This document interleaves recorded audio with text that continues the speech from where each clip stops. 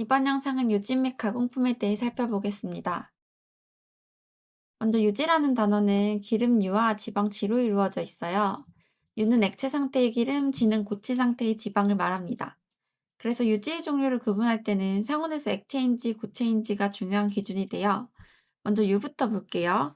상온에서 액체 상태로 존재하는 유지에는 불포화지방산이 많이 들어있어요. 이런 기름들은 대부분 식물성 유지입니다. 대표적으로 대두유, 옥수수유, 올리브유가 있습니다. 반대로 지는 상온에서 고체 상태로 존재하는 지방을 말해요. 고체로 존재하는 이유는 포화지방산의 비율이 높기 때문이에요. 이런 지방들은 대부분 동물성 유지가 많습니다. 대표적으로 버터, 라드, 우지가 있어요. 라드는 돼지기름, 우지는 소기름을 말해요. 여기까지가 자연유지라면 이제 가공유지에 대해 볼게요. 동물성 지방은 식물성 기름에 비해 가격이 비싸죠. 그래서 식물성 기름에 수소를 첨가해서 고체처럼 단단하게 만드는 과정이 생겨났어요. 이 과정을 경화라고 하고 이렇게 만들어진 지방을 경화유라고 합니다. 경화유는 대표적인 가공유지로 우리에게 익숙한 마가린, 쇼트닝이 있어요. 보통 마가린은 버터 대체로, 쇼트닝은 라드 대체로 사용해요. 여기서 불포화지방산, 포화지방산 설명은 지질 파트에서 다뤘으니까 여기서는 생략하고 넘어갈게요. 이어서 유지 가열에 대해 살펴볼게요. 기름을 조리에 사용할 때 가장 중요한 개념이 발연점이에요. 우리가 기름을 달구다 보면 어느 순간부터 연기가 나기 시작하죠. 그 연기가 처음으로 발생하는 온도를 발연점이라고 합니다. 이 발연점은 기름의 종류에 따라 달라요. 일반적으로 식물성 기름이 동물성 기름보다 발연점이 더 높고요. 그래서 버터처럼 동물성 지방은 조금만 가열해도 금방 갈색이 되고 타기 쉽습니다.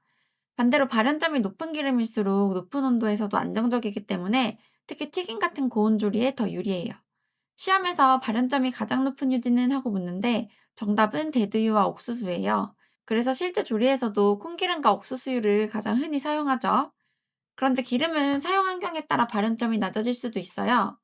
발연점을 낮추는 요인들을 정리해보면 먼저 튀김하는 용기의 표면적이 넓은 경우에요. 기름이 공기와 접촉하는 면적이 커지면 산화가 빨라져서 발연점이 떨어집니다. 또 기름을 오래 사용한 경우에도 낮아지고요. 그리고 유리지방산의 함량이 증가한 경우에요.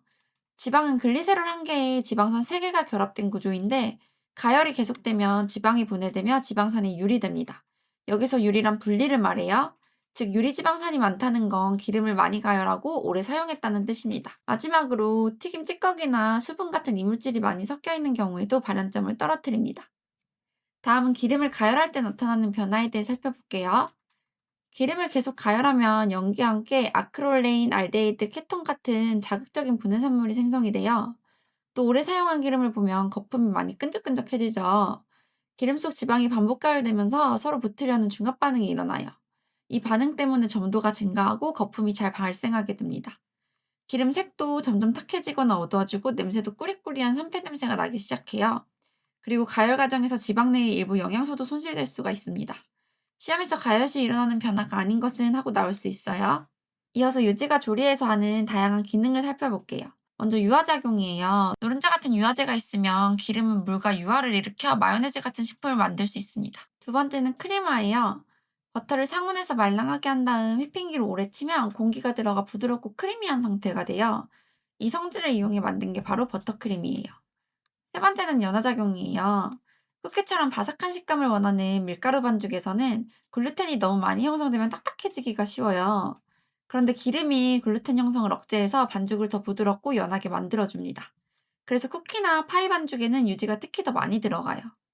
그리고 마지막으로 유지는 열 전달 매개체 역할을 해줘요. 특히 튀김 조리에서 중요하기 때문에 튀김 관련해서 조금 더 자세히 볼게요. 먼저 튀김 용기는 가능한 두꺼운 용기가 좋아요. 기름은 비열이 낮아서 온도 변화에 아주 민감한데 비열이란 온도를 1도 올리는 데 필요한 에너지를 말해요. 기름은 물보다 비열이 낮기 때문에 조금만 가열해도 금방 온도가 올라가요. 그래서 열을 안정적으로 유지하려면 얇은 팬보다는 두꺼운 냄비가 훨씬 좋습니다. 그리고 튀김을 할 때는 발연점이 높은 기름을 사용해야 해요. 그래서 대두유, 옥수수유가 가장 좋아요. 발연점이 낮은 기름을 사용하면 재료가 익기도 전에 기름이 먼저 타버리기 때문이에요. 그리고 온도계의 위치를 묻는 문제도 나오는데요. 온도계의 위치는 그림에서 2번이 가장 좋습니다.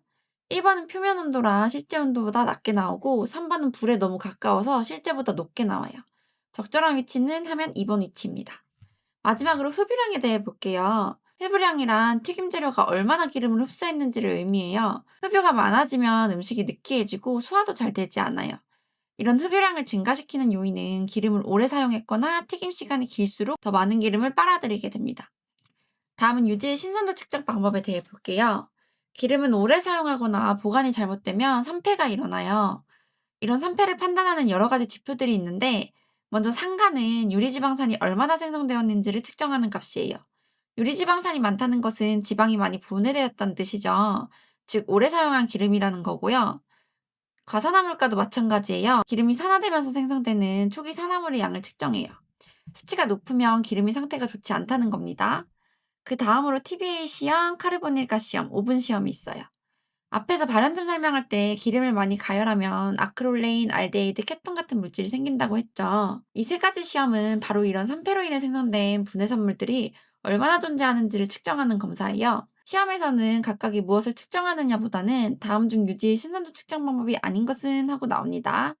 그래서 이 5가지가 신선도 평가에 사용된다라는 것을 기억해 주시면 됩니다. 반대로 시험에서 신선도 평가에 사용되는 것이 아닌 것은 하고 등장하는 것이 아세틸가랑 요오드가예요.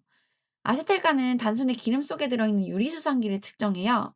산패와는 관련이 없습니다. 그런데 이건 또 시험에서 기름 속 유리수산기를 측정하는 것은 하고 나온 적이 있습니다. 그래서 유리수상기 하면 아세틸가 이렇게 기억해 주시고요. 요오드가는 재질 파트에서 배웠죠. 불포화도를 측정하는 지표지 산패와는 관련이 없습니다.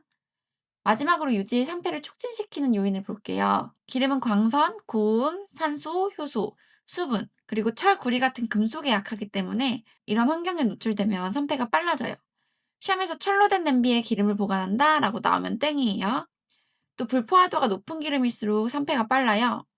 특히 EPA 같은 다가불포화 지방산을 많이 포함한 기름은 구조적으로 산소가 쉽게 붙기 때문에 정말 금방 산패됩니다. 그래서 불포화도가 높은 기름은 보관을 더 신경 써줘야 해요. 기출문제 같이 풀고 마무리할게요. 다음 중 발연점이 가장 높은 것은? 정답은 1번입니다. 발연점이 높은 기름에는 옥수수유, 대두유가 대표적이에요. 이 중에서 특히 들기름과 참기름은 발연점이 낮아서 고온 조리에는 적합하지 않습니다. 튀긴 기름을 여러 번 사용하였을 때 일어나는 현상이 아닌 것은? 정답은 2번입니다. 여러 번 사용할수록 흡유량은 작아진다가 아니라 커집니다.